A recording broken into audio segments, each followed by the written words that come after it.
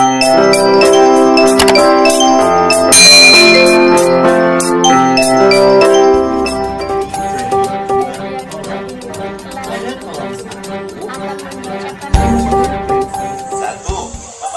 ciri-ciri perbandingan senilai variabel yang lain. Tentunya dengan metode yang berbeda ya. Kalau kemarin kita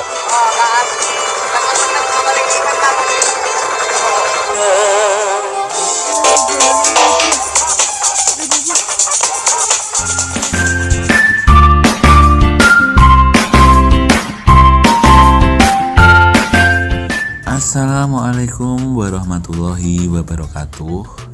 Ibu dan bapak guru hebat dimanapun berada, salam sehat semuanya.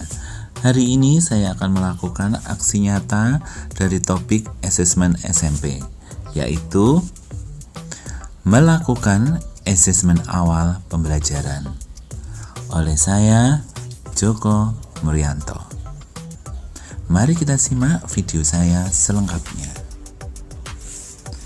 Ibu dan bapak guru hebat, apakah asesmen itu? Oke, asesmen merupakan pengumpulan dan pengolahan informasi untuk mengetahui kebutuhan, perkembangan, dan pencapaian hasil belajar. Saya ulangi, apakah asesmen itu? Ya, asesmen merupakan pengumpulan dan pengolahan informasi untuk mengetahui kebutuhan, perkembangan, dan pencapaian hasil belajar. Oke. Ibu dan bapak guru hebat, berikutnya mengenai 3 pendekatan dalam asesmen.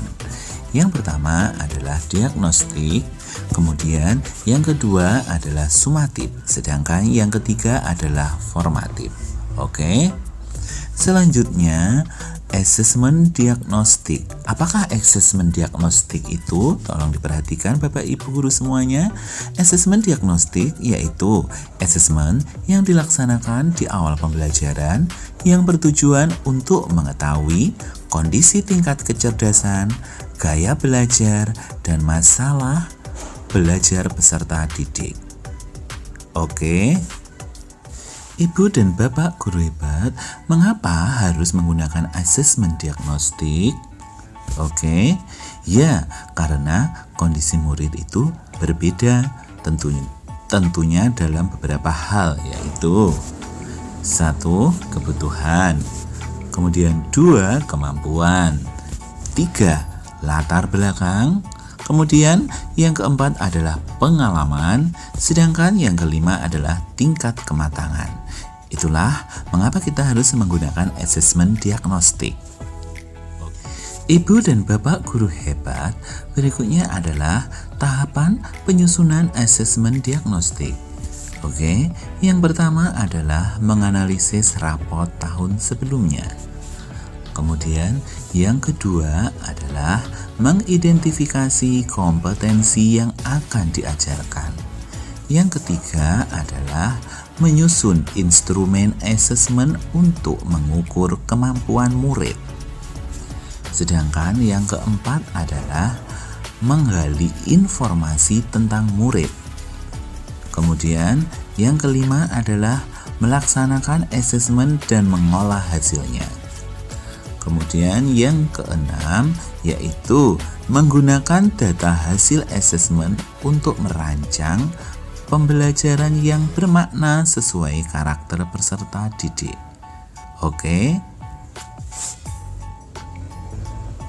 Ibu dan bapak guru hebat, berikut mengenai hasil asesmen diagnostik digunakan guru itu sebagai rujukan untuk apa ya? Oke, yaitu untuk yang pertama pengaturan kelompok belajar. Kemudian yang kedua adalah pembagian peran dalam kelompok. Yang ketiga adalah perbanyak bahan ajar visual dan teks. Yang keempat adalah bimbingan bagi yang belum mencapai kompetensi. Itulah kegunaan dari hasil asesmen diagnostik. Oke. Selanjutnya, apa pentingnya asesmen diagnostik? Oke.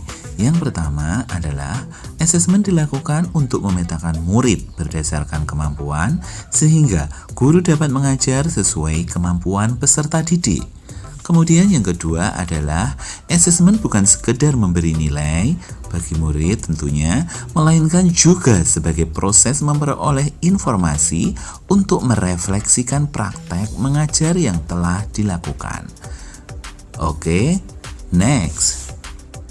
Ibu dan Bapak guru hebat, berikut adalah contoh asesmen diagnostik kelas 7 jenjang SMP mata pelajaran matematika, yaitu menunjukkan jumlah sudut dalam segitiga. Tujuan dari asesmen ini yaitu peserta didik dapat menunjukkan bahwa jumlah sudut dalam segitiga adalah 180 derajat. 1. Sebelum mempraktekkan tentang bagaimana menunjukkan jumlah sudut dalam segitiga, guru mendiagnosis apakah peserta didik dapat membuat segitiga dengan bahan yang sudah ditentukan berdasar jenis segitiganya, misal lancip, tumpul, atau siku-siku. Kemudian, apakah peserta didik dapat menunjukkan jumlah sudut dalam segitiga dengan baik.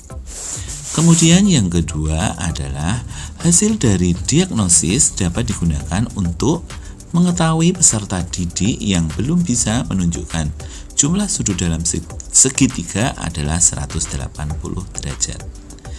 Yang ketiga, pembagian kelompok secara heterogen dengan tujuan agar peserta didik yang sudah paham bisa menjadi tutor bagi teman dan menerapkan pembelajaran berdiferensiasi.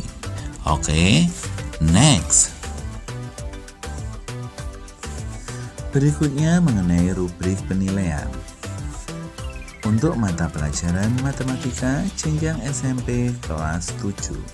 Berikut disajikan tabel rubrik penilaian yang terdiri dari kolom nomor, nama siswa, kemudian kolom menunjukkan jumlah sudut dalam segitiga dengan tepat, kemudian kolom kurang tepat dalam menunjukkan jumlah sudut dalam segitiga, kemudian kolom tidak dapat menunjukkan jumlah sudut dalam segitiga, selanjutnya predikat.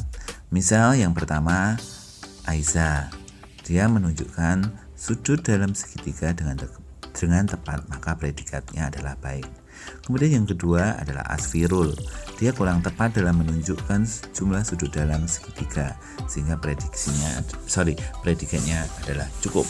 Kemudian ada Citra, dia tidak tepat dalam menunjukkan jumlah sudut dalam segitiga, maka dalam hal ini predikatnya adalah kurang. Itulah sebagai contoh rubrik penilaian dalam penilaian diagnostik. Oke. Ibu dan Bapak guru hebat, selanjutnya untuk kesimpulan. 1. Asesmen diagnostik dilakukan untuk mengetahui kemampuan awal peserta didik.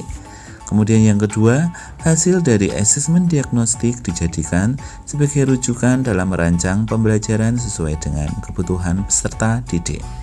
Oke. Ibu dan Bapak guru hebat, berikut adalah kegiatan asesmen diagnostik di kelas. Nah, ini adalah gambar-gambar kegiatan di kelas.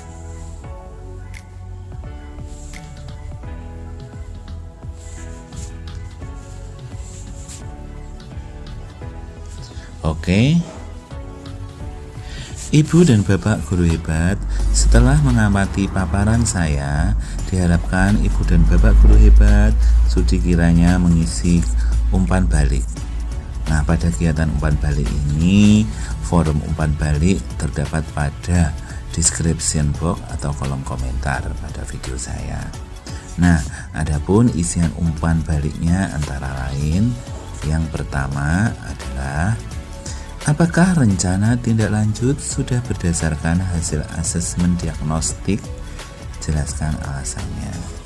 Kemudian yang kedua, apakah rencana tindak lanjut sudah mencakup strategi pembelajaran di kelas serta bentuk intervensi kepada murid?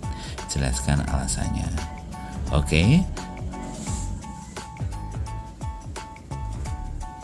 Ibu dan Bapak guru hebat, demikianlah paparan video saya terkait topik asesmen SMP.